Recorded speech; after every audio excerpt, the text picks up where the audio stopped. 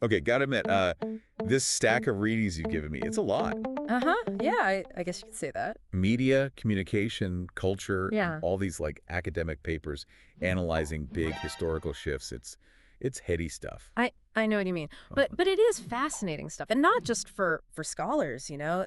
These readings they really grapple with questions that touch all of our lives, how we understand the world, how the media influences us, what it even means to be a mass in today's world. right. I mean, we are hyper-connected now. Exactly. So mission one for this deep dive is to help you, the listener, make sense of these dense but really important theories. Yeah, and even more importantly, to see how they play out in your everyday Yeah, life. because believe me, this stuff is more relevant than you might think. Absolutely. To ground ourselves, Miloslav Petrusko's Four Stages of Societal Evolution, that's a great framework. He lays these out in his work. Societies of the Late Age. We start with traditional society. Picture life before the Industrial Revolution. Slow-paced, close-knit communities. Knowledge passed down through generations. I'm trying to picture that. So think about getting shoes from the village cobbler. Each pair is unique, made just for you. But then, bam, the mass stage hits. Industrialization, suddenly it's all about factories, standardized products, Mm. reaching a mass audience. Here. And those shoes, they're churned out identically by the thousands. I mean, do they even still make cobblers? I don't know, actually. Uh-huh. Yeah, I don't know either. But I do know this shift, it didn't just change how things were made, it transformed culture itself. Right. We entered the age of mass culture with all its anxieties and possibilities. And some thinkers, like Gustave Le Bon, they were downright pessimistic about this. Yeah. His book, Psychology of Crowds, it's eerily relevant today.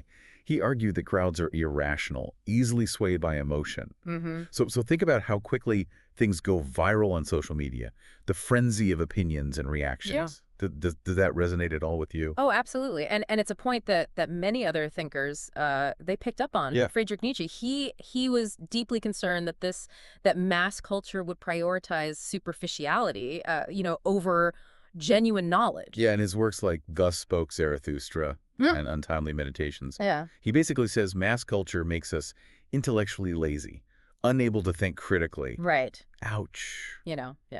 And then there's Sigmund Freud. In Civilization and its discontents, he suggests the mass man, he's driven by primal urges, easily manipulated by those in power. So we're talking propaganda, Mm-hmm. advertising. Those subtle ways our desires are shaped by forces outside of ourselves. Mm-hmm. That's exactly right. It's kind of a bleak picture, isn't it? It is, but there's one more voice to add to this chorus of concern. Elias Canetti. Yeah. In his book Crowds and Power, he points out the need for crowds to release energy, sometimes in destructive ways. Right. Historical events like riots or mass panics. Yeah. The unsettling power of the collective. It does make you wonder, are we all just cogs in this machine of mass society? It's a valid question, but Petrusko, he doesn't stop there. Hmm. He goes on to describe late modern society where information itself, that becomes the most valuable commodity. The internet age, Mm. global communication, information overload, the world shrinking at warp speed. Right. It does sound familiar, doesn't it? It does. And finally, we reach the stage that Petrusko calls hypermodernity. It's like late modernity on fast forward, Yeah. even faster technological change, even more intense consumerism. Right. That pressure to always have the newest phone, the Yeah. latest gadget. Do you ever feel that in your own life?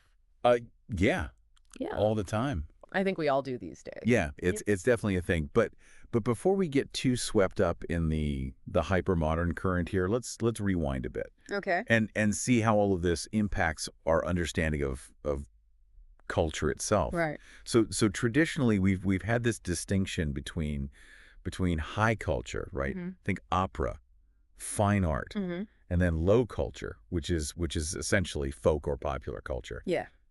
But that distinction, it gets really blurry in the age of mass media. It does. And then we have Clement Greenberg. He throws in this idea of ghee. Ghee. Yeah. It's a Czech word for kitsch. Okay. But we're not just talking about your grandma's slightly tacky decor here. Greenberg he's getting at something deeper. It's art that's mass produced, it's derivative, it's appealing to basic emotions but lacking real aesthetic value. So not really art then.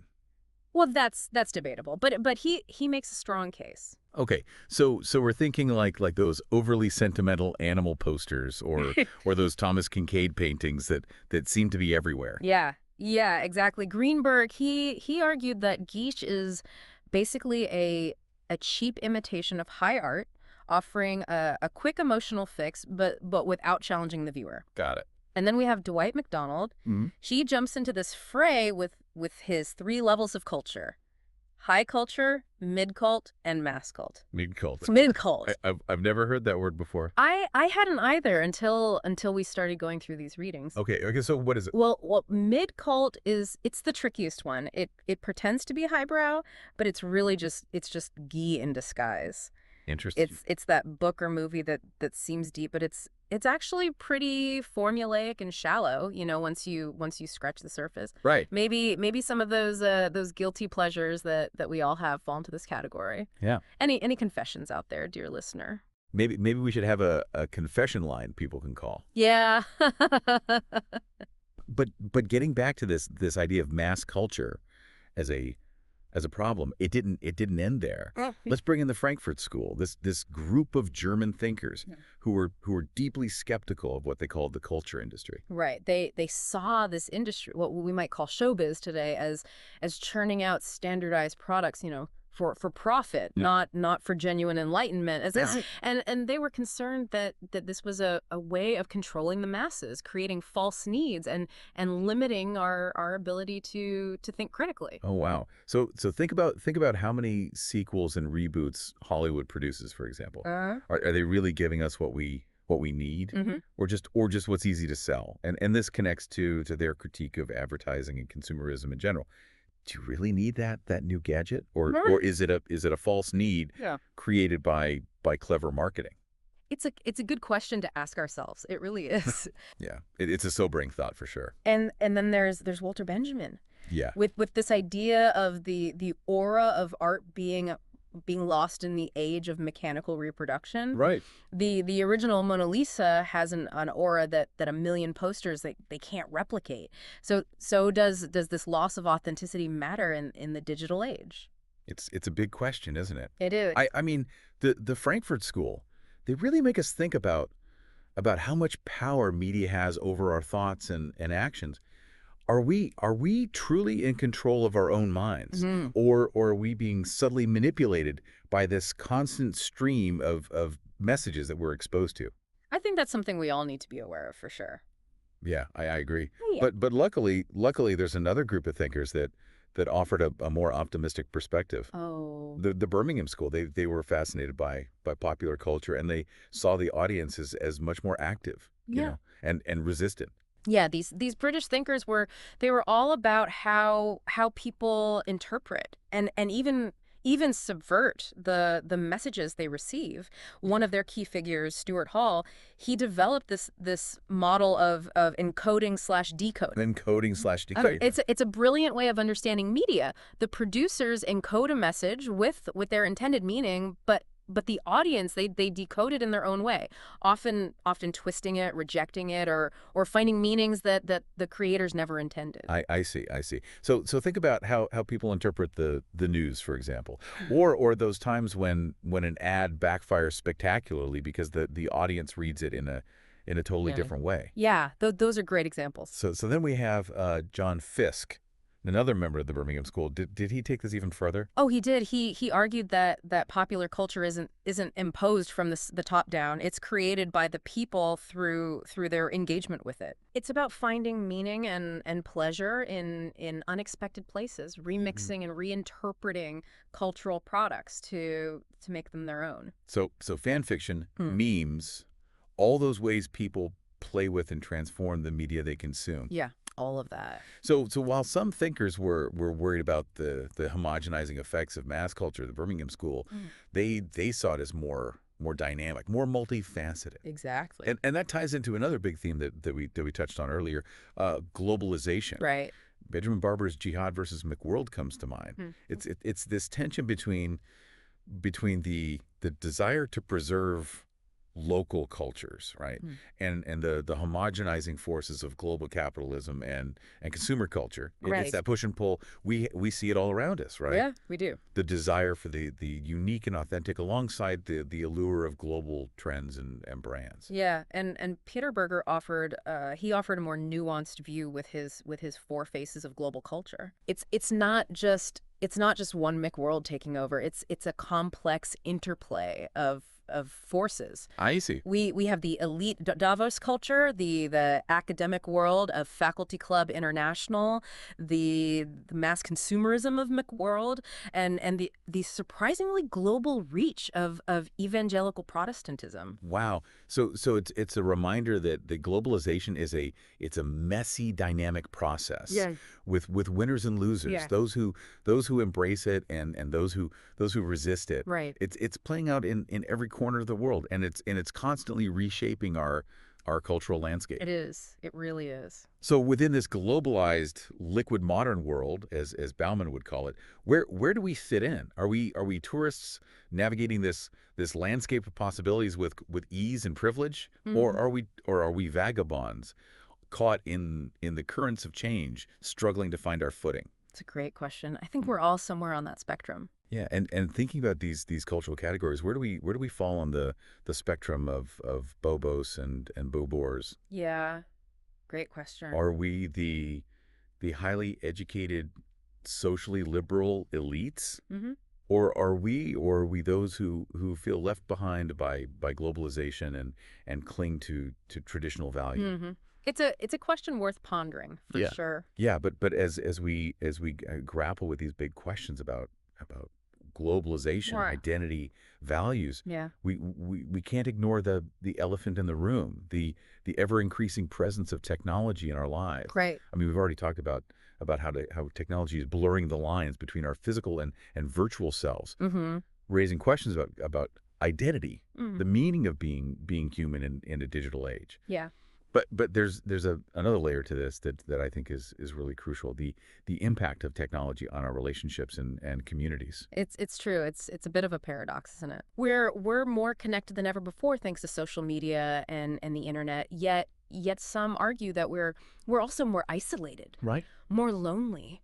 Yeah. Think about those cellular individuals described by Jean Lohis, Right. physically isolated yet digitally networked. It makes me think about those evenings when you're surrounded by people, but everyone's on their phones, Mm-hmm. lost in their own little digital worlds. Yeah. Are we sacrificing real human connection for the illusion of connection online? It's a valid concern, and it brings us back to that question of values. What do we prioritize in a world where technology mediates so much of our interaction? Right. Do we value face-to-face connection, or are we content with digital surrogates? Do we prioritize building strong communities in our physical world, or are we more invested in our online tribes? It's a lot to think about, and the reality is it's probably not an either slash or situation. We live in both worlds now, Right. the physical and the digital, and we need to find ways to navigate both in healthy and meaningful ways. Absolutely. And as technology continues to evolve, at an exponential rate, these questions are only going to become more complex and more urgent. Yeah, for sure. We need to be having these conversations now Yeah. as individuals, as communities, as a global society. We need to be thinking critically about how technology is shaping our relationships, our values, the very fabric of our society. Yeah. We need to be mindful of both the incredible opportunities and the potential pitfalls. hmm And we need to make conscious choices about how we want to engage with technology Yep. in ways that enrich our lives and strengthen our communities. It's a tall order, but it's essential if we want to create a future where technology serves humanity rather than the other way around. Yeah, I agree. And speaking of the future, let's take a moment to imagine what that future might hold. I mean, the readings you gave us, they explore a lot of the challenges and anxieties we face in this hypermodern world. But I'm also curious about the possibilities. What are some of the more optimistic visions of the future that emerge from these readings? Well, despite their critiques of mass culture, even the Frankfurt School, they acknowledged the potential of technology to be a force for good. They Hmm. believed that if we could reclaim control over the means of production and distribution, that technology could be used to create a more just and equitable society. I see. And the Birmingham School, with their emphasis on the agency of the audience and the power of popular culture, they also offer a glimmer of hope. They saw how people can use media to create meaning, to build community, to challenge dominant ideologies. So it's about harnessing the power of technology for creative expression, Mm-hmm. for social connection, for Yeah, collective action. exactly. And John Fiske, with his concept of the cultural omnivore, he suggests that we're moving towards a more fluid, more inclusive cultural landscape. Right. It's not about rigid hierarchies of high and low culture anymore. It's about embracing diversity, exploring a wider range of cultural experiences, finding what resonates with us personally. Mm. And Bauman, with his concept of liquid modernity, while acknowledging the anxieties and uncertainties of our times, he also saw the potential for positive change. Hmm. He believed that this fluidity could create space for new forms of community, of Yeah. solidarity, of ethical engagement. Hmm. So instead of lamenting the loss of traditional structures and values, we can see this as an opportunity to create something new, something more adaptable, more Yeah. more responsive to the challenges of our time. Yeah. So it's about embracing the uncertainty, being open to new possibilities, and finding ways to connect with each other across differences. Right. And technology can play a crucial role in this process. Absolutely. I mean, think about the ways online communities have provided support and connection for marginalized groups, or how social media has been used to mobilize social movements on a global scale. Yeah, there are so many great examples of that. It's a reminder that even in a world that can feel increasingly fragmented and individualistic, there's still a deep human need for connection, for belonging, for purpose. Mm.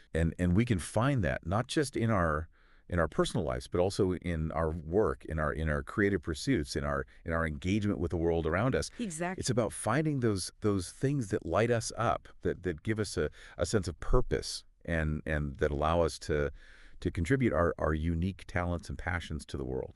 I love that framing, finding those things that light us up. It brings a sense of joy and energy to the search for meaning. It does, doesn't it? It does, and it reminds us that meaning isn't something we find out there somewhere. It's something we cultivate, within ourselves, All right. and through our interactions with the world. I see what you mean. So Yeah. so finally, I think finding meaning in this hypermodern world, it requires us to embrace the unknown. Right. We live in a time of unprecedented change. The future is uncertain. But instead of being paralyzed by fear or clinging to outdated narratives, we can choose to see this as an opportunity, Absolutely. an opportunity for growth, Hmm. for exploration, for discovery, and even reinvention. It's about letting go of the need for certainty and control,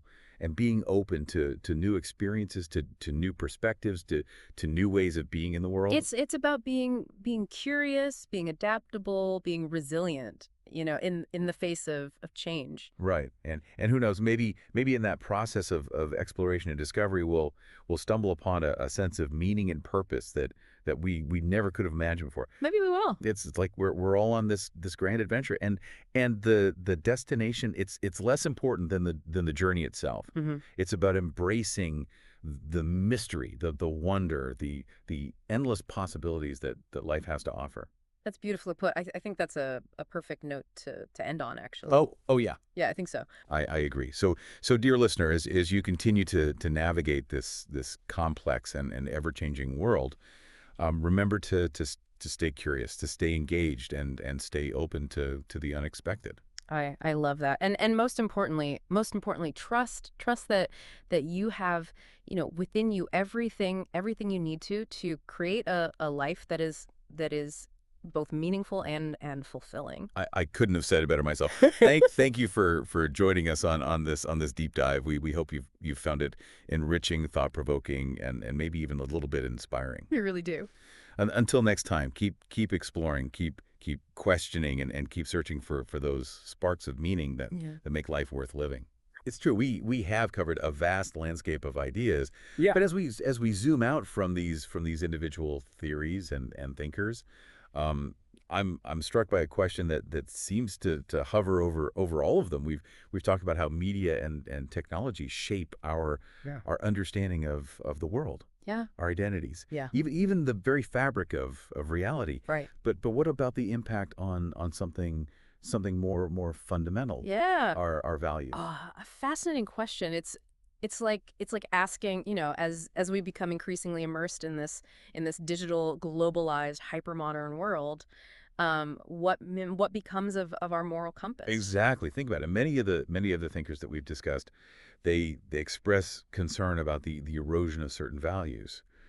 Nietzsche, he worried about the loss of depth, critical thinking, in the face of mass culture. Yeah. The Frankfurt School saw the culture industry as manufacturing false needs and undermining genuine human connection. Right. And even someone like Bauman with his concept of liquid modernity, he points to a world where traditional values and structures are constantly shifting, leaving individuals feeling unmoored, uncertain. It's true. So are we destined to become a society of hyper-individualistic narcissists? Yeah. Adrift in a sea of fleeting trends and manufactured desires, as Lasch and Lipovetsky might suggest. Well, not necessarily. Remember the Birmingham School? They remind us that audiences are not passive recipients of media messages. Yeah. We have the power to interpret, to critique, and even subvert the values embedded in the media that we consume. That's true. And think about how social media, for all its flaws, it's also been a platform for raising awareness about social justice issues and mobilizing people around shared values. Yeah, great point. So perhaps the real question is not whether technology is eroding our values, but what kind of values we as individuals and as a society choose to prioritize in this digital age. Right. And that's where things get really interesting, because as we become increasingly interconnected on a global scale, we're forced to confront the diversity of values that exists across cultures and communities. I see what you mean. So think about Barber's Jihad versus McWorld, for example. Right. The clash between those who cling to traditional values and those who embrace the globalized consumerist world. Or Berger's Four Faces of Global Culture, each representing a different set of values and priorities. Yeah. These are not just abstract debates. They have real world consequences, shaping everything from political discourse to economic policies to social movements. That's true. It's all interconnected. Yeah, it is. So as we move deeper into the 21st century, we're facing this critical question: what values will guide us as we navigate this complex, interconnected, and rapidly changing world? Yeah. Will we prioritize individual freedom above all else, even at the expense of social cohesion? Yeah, great question. Will we embrace a globalized cosmopolitan ethos, or retreat into nationalistic tribalism? Yeah. Will we use technology to connect and empower people? Yeah. Or to control and manipulate them? Yeah, these are big questions, and there are no simple answers. Right, but it's essential that we engage with them thoughtfully and critically, because the values we choose, they will ultimately shape the future that we create. Absolutely. And that I think is the ultimate takeaway from this deep dive. We've explored a vast and fascinating landscape of ideas about media, communication, and culture. It's true. We have. We've grappled with complex theories, challenged our assumptions, and hopefully expanded our understanding of the forces that shape our world. Right. But the real work, it begins now. It's up to each of us to take these insights and apply them to our own lives, to engage in the ongoing cultural conversation and to make conscious choices about the values we want to guide us into the future. I love that because the future is not it's not something that just happens to us. It's something we create collectively through our choices, through our actions and the values we embrace. So as you navigate this complex and ever-changing world, remember to stay curious, to stay engaged, and stay true to the values that matter most to you. Because in the end, those values are the compass that will guide us all towards a brighter, more meaningful future. And who knows, maybe as you reflect on these ideas, you'll discover a new value, a hidden principle, or an unexpected connection that illuminates your path forward in ways you never imagined. The journey of discovery, it never truly ends, and that's what makes exploring these ideas so enriching. Absolutely. So thank you for joining us on this deep dive. We hope it's sparked your curiosity, challenged your thinking, and left you with a sense of wonder about the world around you. It's amazing how interconnected all these ideas are. That it's like we've been weaving a tapestry of thought, connecting these different theories and thinkers into a bigger picture of how media, technology, and culture are shaping the world around us. But as we near the end of this deep dive, there's one more thread I want to pull on, something that wasn't explicitly addressed in the readings, but feels really relevant to our conversation. I'm all ears. What's that? We've talked about how these forces shape our understanding of the world, our identities, our communities, our values. But what about their impact on something even more fundamental, our sense of meaning and purpose? Ah, you've hit on something profound. It's like asking, in this age of information overload, hyperconnectivity, and rapid technological change, how do we find meaning? Where do we fit in? What is our place in this vast and ever-expanding universe? Exactly. These are questions that have haunted philosophers and theologians for centuries, but they feel especially urgent now. So much of what we once relied on for meaning, religion, family, community, even work is shifting and evolving in ways that can leave us feeling unmoored. Traditional sources of meaning and purpose are being challenged, disrupted, and in some cases completely upended. It's no wonder many people feel a sense of unease, uncertainty, even a bit of existential angst. So where do we turn for answers? Sure. How do we find a sense of meaning and purpose in a world that often feels chaotic, fragmented, and overwhelming? It feels like such a personal question, Mm. yet it's also tied to all these larger social and cultural forces we've been exploring. You're right. It's both deeply personal and profoundly collective. There are no easy answers, but I think there are some clues, some potential pathways that emerge from the thinkers we've discussed. I'm eager to hear your thoughts. Mm-hmm. Where do we even begin to unravel this knotty question of meaning in the digital age? Well, for starters, I think it comes back to that idea of critical awareness we've been talking about throughout this deep dive. It's not just about media literacy, it's about a broader awareness of the forces shaping our lives and the choices we make. It's about stepping back from the constant stream of information and stimulation and asking ourselves those big questions. What do I believe in? What do I value? What gives my life meaning? It's like hitting the pause button on autopilot and really taking stock of our inner landscape. Mm-hmm. Are we living in alignment with our values? Are we pursuing goals that truly matter to us? Or are we just going through the motions, caught up in the whirlwind of everyday life? It's so easy to get swept away by the current, especially in this hypermodern world where everything is moving so fast. But I think finding meaning requires us to slow down, to reflect, to connect with our deeper selves. It's about reclaiming agency, remembering that we have the power to choose our own path, to create our own narratives, and to define what success and fulfillment look like for us. And I think that act of creation is crucial. It's not about passively accepting the meanings and narratives that are handed to us by society or the media. It's about actively shaping our own understanding of the world, our place in it, and the legacy we want to leave behind. I love that framing, creating our own legacy. It gives a sense of purpose that goes beyond our individual lives and connects us to something larger than ourselves. Exactly. And this brings us to another key ingredient in the search for meaning: connection and community. We've talked about how technology can both isolate and connect us. So how do we navigate that tension in a way that enhances our sense of meaning? I think it's about being mindful and intentional about the ways we use technology. It's about finding a balance between our online and offline lives and prioritizing those forms of connection that truly nourish us. It's about making time for face-to-face interactions, building strong communities in our physical world, and finding ways to use technology to connect with others in meaningful ways that go beyond superficial likes and shares. Think about those online communities that have provided support and solace for people going through difficult times, or those movements that have harnessed the power of social media to advocate for social justice and create positive change. It's a reminder that even in a world that can feel increasingly fragmented and individualistic, there's still a deep human need for connection, belonging, and purpose. And we can find that not just in our personal lives, but also in our work, our creative pursuits, our engagement with the world around us. It's about finding those things that light us up, that give us a sense of purpose, and that allow us to contribute our unique talents and passions to the world. I think that's a really beautiful way to frame it, finding those things that light us up.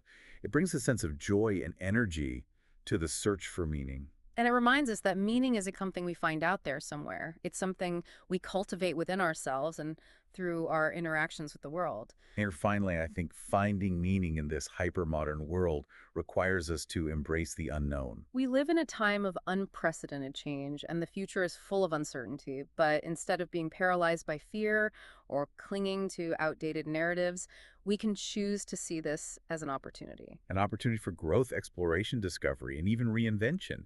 It's about letting go of the need for certainty and control and being open to new experiences, new perspectives, and new ways of being in the world. It's about being curious, adaptable, and resilient in the face of change. And who knows, maybe in that process of exploration and discovery, we'll stumble upon a sense of meaning and purpose that we never could have imagined before. It's like we're all on this grand adventure, and the destination is less important than the journey itself.